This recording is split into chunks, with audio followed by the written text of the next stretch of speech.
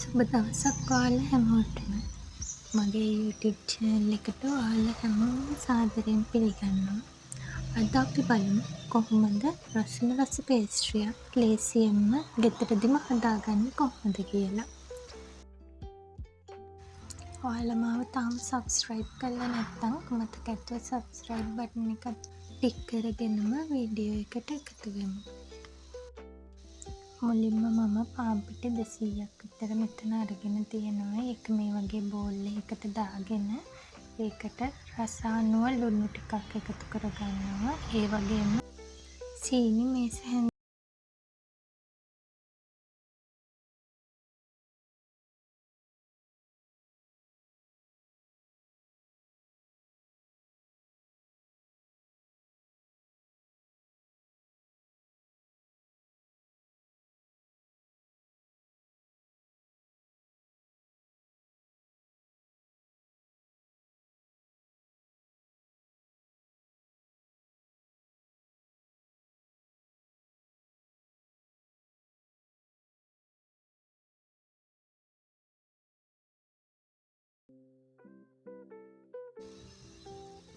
Butter ටික පාන් පිටියකට හොඳින් මික්ස් වෙන්න ඕන නිසා මේ වගේ අතින් අනා ගන්න. එතකොට හොඳට බටරුත් පාන් පිටිත් මික්ස් වෙනවා.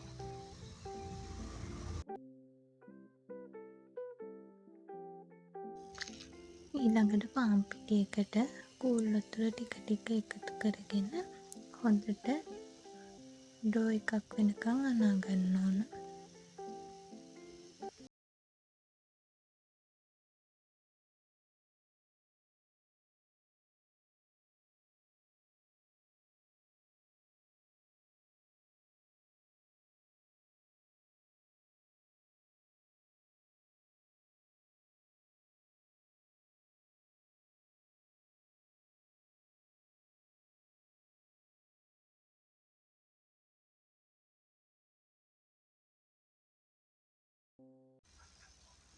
මේ වගේ අතේ ඇලෙන්නේ නැති ගානට හොඳ සොෆ්ට් ඩෝ එකක් එනකන් අනා ගන්න ඕන.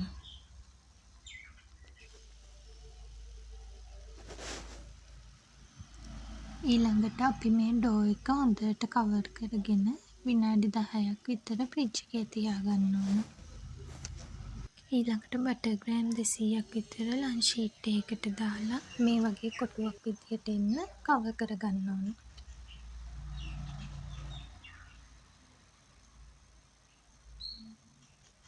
ඊට පස්සේ අපිට පොඩ්ඩක් මේ වගේ අතින් පොඩි කරගෙන රෝලින් පින් එකකින් මේ වගේ බටර් එක හොඳට පැතලි කරගන්න පුළුවන්.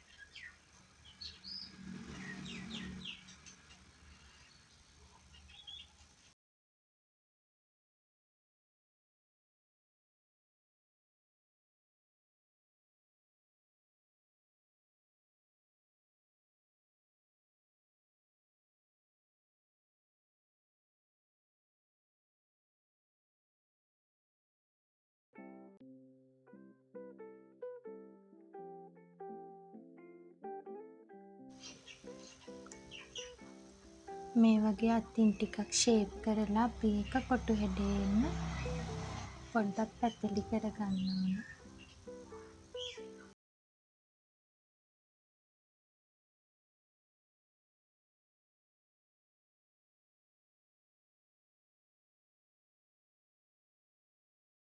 ඊළඟට අපි මේක ෆ්‍රිජ් එකේ විනාඩි 10ක් විතර තියාගන්න හොඳට සෙට් වෙන්න. ඒ අතර අපි දැන් ෆ්‍රිජ් එකේ තියලා ගත්ත ඩෝ එක දැන් හොඳට සොෆ්ට් වෙලා තියෙනවා. අපි දැන් මේ ඩෝ එක උඩට පාන් පිටි ටිකක් ඉහ ගන්නවා. මොකද එතකොට ඩෝ එක ඇලෙන්නේ නැහැ.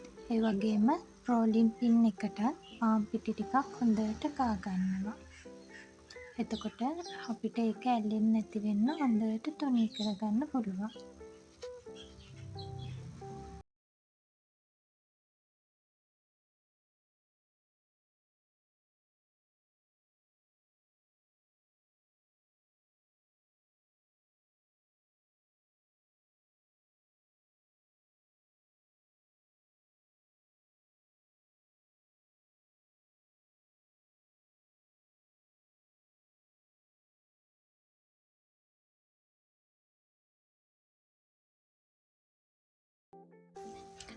මේ වගේ මේ ඩෝ එක හොඳට තුනී කරගන්න ඕන. ගොඩක්ම මහතත් නැති වෙන්න, ගොඩක්ම තුනීත් නැති වෙන්න සාමාන්‍ය ගානට මේ ඩෝ එක තුනී කරගන්න ඕන.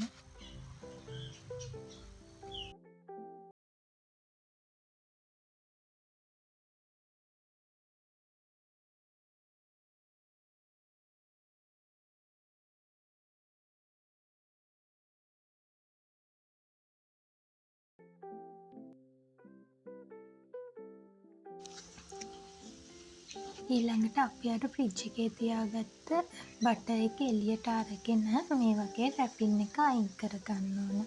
ඒක දැන් හොඳට සෙට් වෙලා තියෙන්නේ. ඊළඟට අපි දැන් හදාගත්ත ඩෝ එකේ මැදට වෙන්න ඒ බටර් එක තියලා අර රැපින් එක අයින් කරගන්න.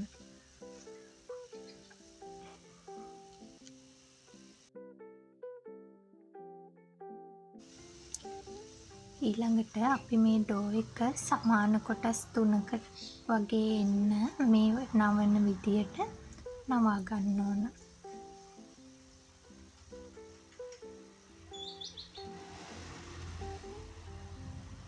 අනිත් පැත්තත් ඒ වගේම නවාගෙන මෙහෙම පොඩ්ඩක් අතින් තද කරගන්න ඕන. මොකද එතකොට බටර් එකත් එක්ක හොඳට පිටි එක මික්ස් වෙනවා.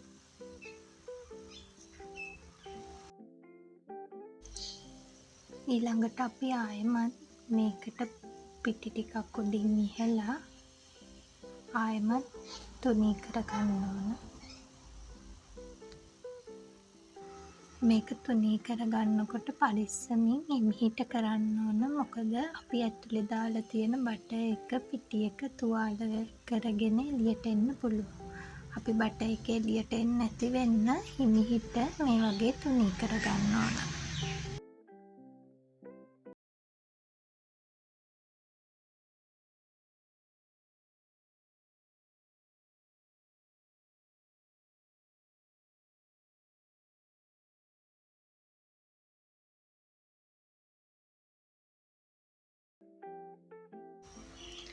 අපි මේ ගානට තුනී කරගත්තට පස්සේ අර මුලින්ම කරා වගේම මේක කොටස් 3කට පිටි මිශ්‍රණය බෙදලා අපි ඒක 3කට මේ විදියට නවා ගන්නවා.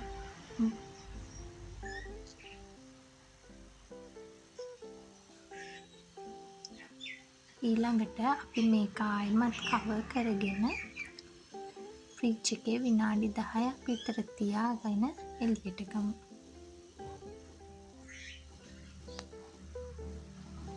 දැන් මේ තියෙන්නේ අපි විනාඩි 10ක් විතර ෆ්‍රිජ් එකේ තියලා ගත්ත ඩෝ එක. මේක දැන් තවත් සොෆ්ට් වෙලා තියෙන්නේ. අපි ආයෙත් මේ වගේ පිටි ටිකක් ලියාගෙන අපි මේක ආයෙත් හිමිහිට තුනී කරගන්න ඕන.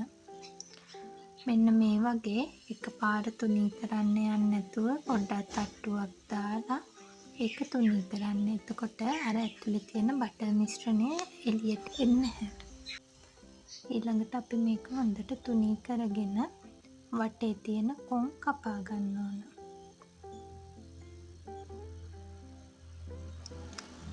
එතකොට හොඳට පේස්ට්‍රි එක ලස්සනට එනවා.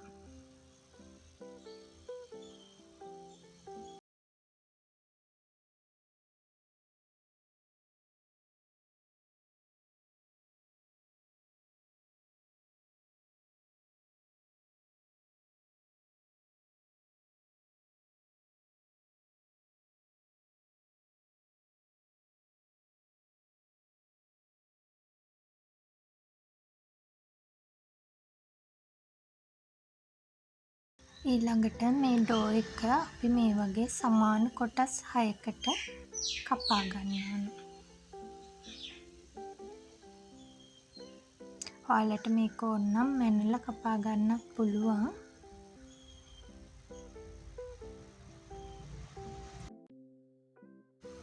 අපි කපා ගත්තට පස්සේ මෙන්න මේ මහතටවත් ඩෝ එක තියෙන්න ඕන. මොකද ගොඩක්ම තුනිත් නැති, ගොඩක්ම මහතත් නැති විදියට මේක තියෙන්න ඕන. මේ වගේ ගානට එන්න.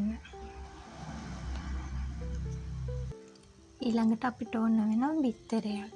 ඒ වගේම කිරි මේස හැඳි 3ක් විතර.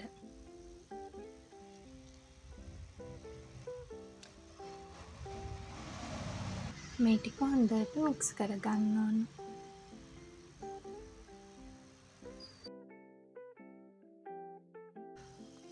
ඊළඟට අපි මේ හදාගත්ත එග් වොෂ් එක මේ වගේ පේස්ට්‍රි ෂීට් එකේ හොඳට ගා ගන්න ඕන. මෙහෙම අපි ගාද්දි මතක තියාගන්න ඕන දෙයක් තමයි අයින් වල කෑවෙන්නේ නැති වෙන්න එග් වොෂ් එක ගා ගන්න ඕන. ඊළඟට මේ වගේ සොසේජ් එකක් තියාගෙන පේස්ට්‍රි ෂීට් එකේ අයිනටම වෙන්න තද කරන්නේ නැතුව මේ වගේ අපි ඒක හොඳට අලක ගන්න ඕන. ඔයාලට පේනවනේ ඒකේ අයින තද වෙන්නේ නැති වෙන්න අපි ඒක හදා ගන්න ඕන. මේ වෙලාවේ oven එක සෙල්සියස් අංශයක 200ට විනාඩි 10ක් ප්‍රීහීට් වෙන්න දාලා තියන්න.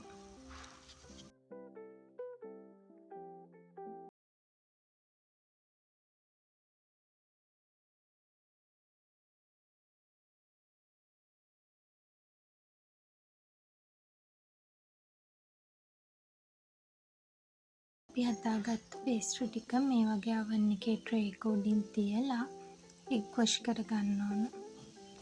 මතක තියාගන්න මේ එග් වොෂ් කරද්දී කොන් වල ගෑවෙන්නේ නැති වෙන්න මැද විතරක් කරගන්න. ඒකෙන් පේස්ට්‍රි එකට ලස්සන පාටක් වගේම රසකුත් එකතු වෙනවා.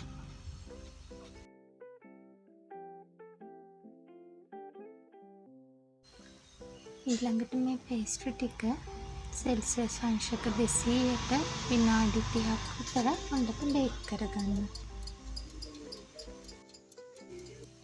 මේ තියෙන විනාඩි 30ක් බේක් කරගත්ත මගේ පේස්ට්‍රි ටික. ඔයාලත් මේ විදිහට හදලා බලන්න. බොහොම ස්තුතියි මගේ වීඩියෝ එක බලුවට. ආයෙත් මේ වගේ ලස්සන වීඩියෝ එකකින් හමු වෙමු.